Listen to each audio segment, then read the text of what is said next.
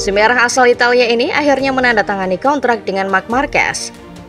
Sebagai dampaknya, mereka kehilangan peramak prima yang hengkang ke Yamaha. Jorge Martin gabung Aprilia dan Enea Bastianini ke KTM.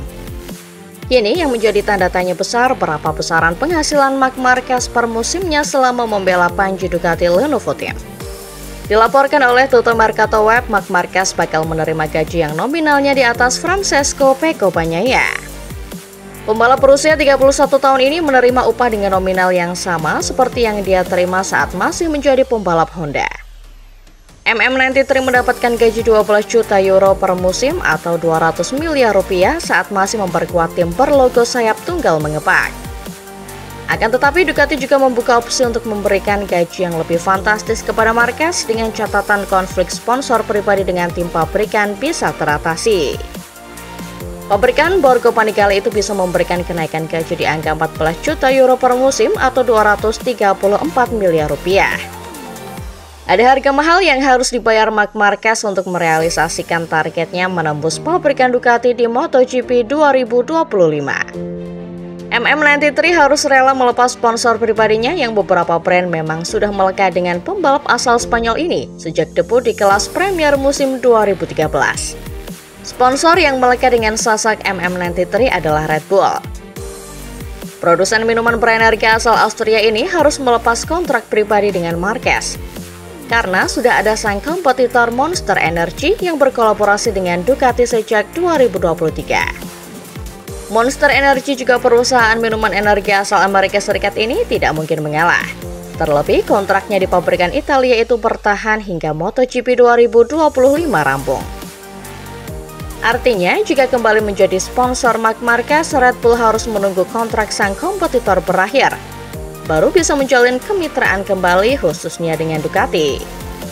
Kemudian perusahaan asuransi Allianz yang bekerja sama dengan Marquez bersaing dengan Unipol yang bekerja sama dengan Ducati. Sponsor pribadi lain yang juga bentrok yaitu Marquez disponsori oleh kacamata hitam Oakley. Adapun Ducati disponsori oleh kacamata hitam Carrera. Terakhir, Marquez bekerja sama dengan perusahaan bir Estrella Galicia. Sedangkan Ducati menjalin kontrak dengan perusahaan Conta di Castaldi. Sementara dirangkum dari Motorsport, Pecco Bagnaia terikat kontrak dengan Ducati Lenovo Team hingga MotoGP 2026. Per musimnya, suami Domizia Castanini memperoleh gaji 7 juta euro atau 117 miliar rupiah.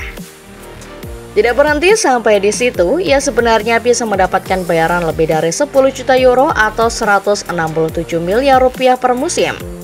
Tambahan 3 juta euro tergantung dari prestasi anak didik Valentino Rossi itu sepanjang memperkuat The Pilots Bologna.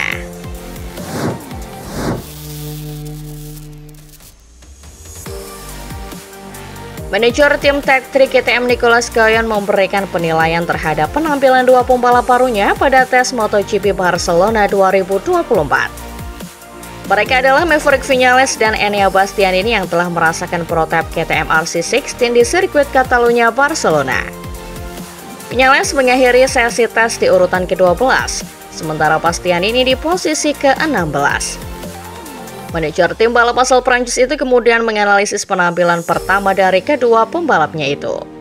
Viñales dan Bastianini memang merupakan pembalap yang telah berpengalaman.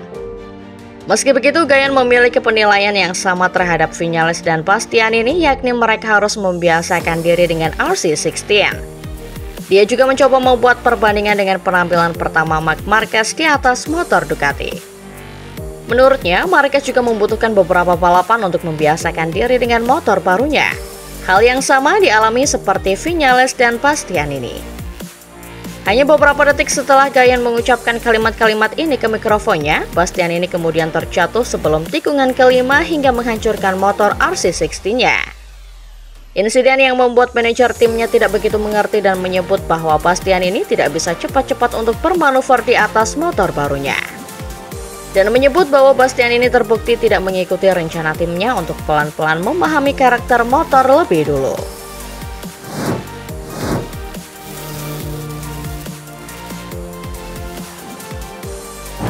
Diketahui Bagnaia gagal mempertahankan gelar juara di MotoGP 2024. Dia kalah saing dari Jorge Martin yang keluar sebagai juara musim ini usai unggul 10 poin dari Bagnaia di klasemen akhir pembalap.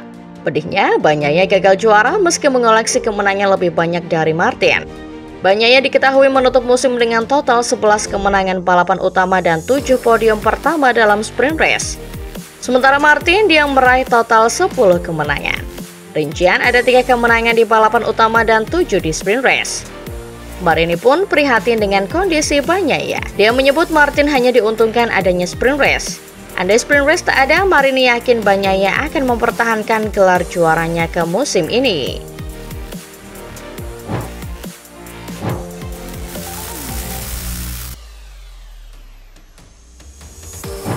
Meski jadi juara dunia, ia tak bertahan di Ducati dan Pramac, melainkan hijrah ke Aprilia pada 2025.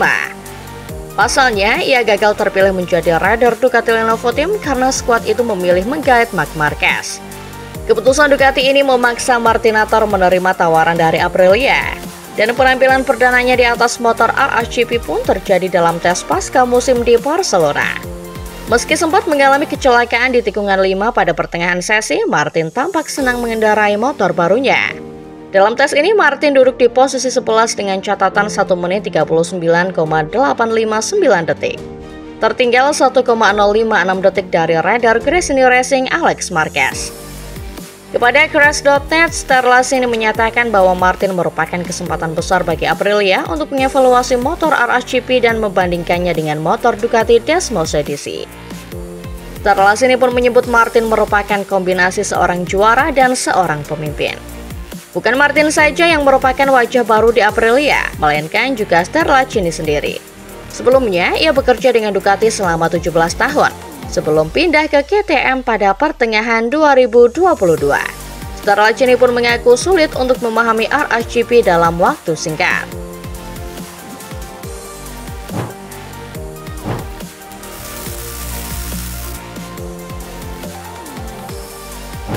Ducati Lenovo Team justru lebih memilih menggait Marc Marquez.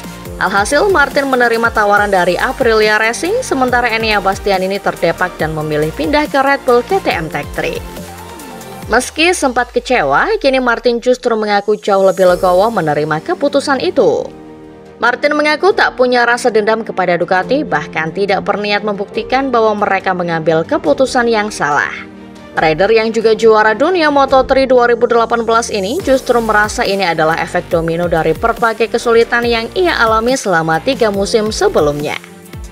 Martin menyatakan dirinya bersyukur tak terpilih menjadi pembalap Ducati Lenovo Team akhir tahun lalu. Pasalnya, ada kemungkinan dirinya tidak tampil konsisten seperti performa Bastianini dan terdepak karena digantikan Marquez.